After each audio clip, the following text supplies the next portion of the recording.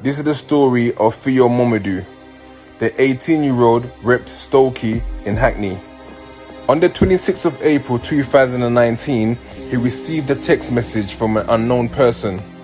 This person was one of the oldest from the gang, and he was not happy that they were not scoring points. By this, he meant that they were not killing or stabbing anyone. The message read, "Mish, show the rest of the YGs this.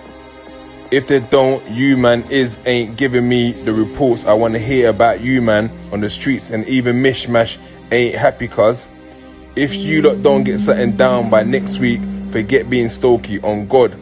When I was your age, I had 10 names on my blade. You lot ain't hurt a single soul and you're screaming with my gang. Bruv, mums, don't make me have to come out of jail, punch you man up like what the man as olders do. You ain't even trying to ride out. This ain't gonna work, because if Skid knew you young G's, he would not have let all Rome's and twins still be Stokey.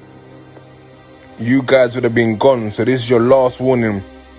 I'm gonna find, and next week, if I don't hear something, take 16 out your name and you're de-recruited." With all that pressure, Theo felt he had to act. Basically, he had to tell all the other YGs they had to get something down or they'll all be de-recruited. He then went and found Taylor Isaac and David Kerrigan. They all got into a white SUV driven by an identified man. They wore balaclavas and were armed with knives and swords. At first, they confronted occupants of a grey Mercedes, which they pursued as it made off. Minutes later, Joshua White was walking down the street and was unknown to the group. CCTV captured the 3 men chasing Joshua White on foot, still brandishing weapons. Joshua ran towards a shop in Frampton Park Road, colliding with a 6-year-old girl on roller skates.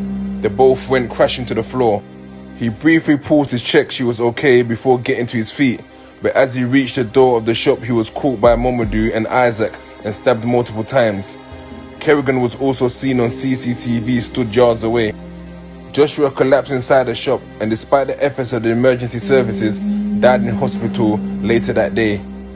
Momodu, Isaac and Kerrigan then returned to their white SUV and headed to nearby Wilton Way, where they found a man they recognized from a local estate. He was with his partner and young child when the gang stabbed him multiple times as he attempted to flee. The victim survived his injuries. Officers located the SUV and gave chase, and the driver of the car crashed after a short pursuit. The occupants tried to escape police, shredding layers of clothing in an effort to disguise their identity.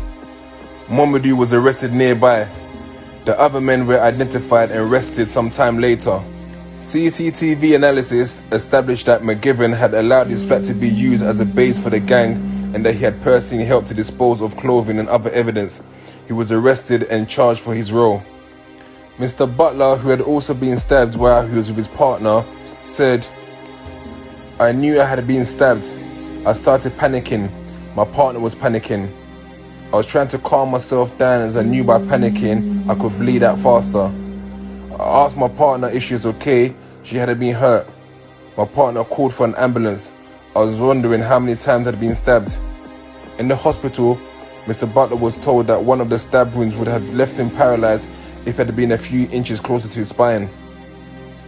"I went home a few hours later," he said. "When I got home, I was still wearing my hospital gown. I looked at my daughter and she looked at me. The emotions were overwhelming. I thought she could have lost me today, and she was only 9 months old." Theo Momodu pleaded guilty and received a minimum of 18 years in prison, while the other 2 went not guilty and were found guilty, and both received a minimum of 25 years in prison each.